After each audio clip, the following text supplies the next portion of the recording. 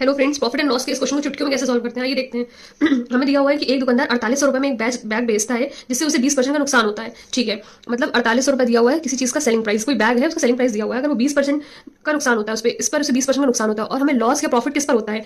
Cost price पर, जो उसकी कॉस्ट प्राइस होती है। जैसे कॉस्ट प्राइस हमेशा हम क्या करते हैं? 100%। इस पर उसे 20% का नुकसान हुआ तो उसने 4800 रुपए में बेचा, मतलब 20% नुकसान हुआ, मतलब उसे 80% पर बेचा होगा ना। तो 4800 पे बेचा, मतलब 80% पे, मतलब 80% की वैल्यू कितनी दी हुई है? 4800 रुपए।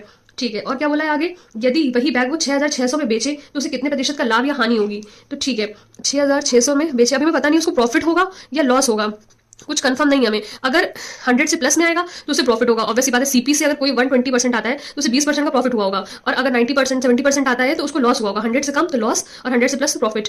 ठीक है, जैसे एक मैं आपको एक चीज़ और बताती हूँ कि जैसे मैं 50 रुपए की 10 पेंसिल मिलती हैं, ठीक है, और 1 रुपए की कितनी पेंसिल मिलेंगी? 10/50 कर लेते थे हम। और अब हम कह रहे हैं 100 रुपीज़ की कितनी मिलेंगी, तो 100/50 मल्टीप्लाई बाय 100 ये करते थे। लेकिन अब हमें ये सब, इसमें ये सब नहीं करने की जरूरत है। हमको ये लर्न करना है कि जो चीज़ दी हुई है उसको अपॉन में, और जो चीज़ पूछी गई है उसका मल्टीप्लाई।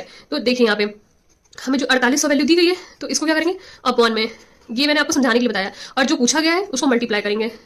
ठीक है, तो इसको सॉल्व कर लीजिए, तो क्या आ जाएगा? ये हमारा हमारा कट जाएगा, तो ये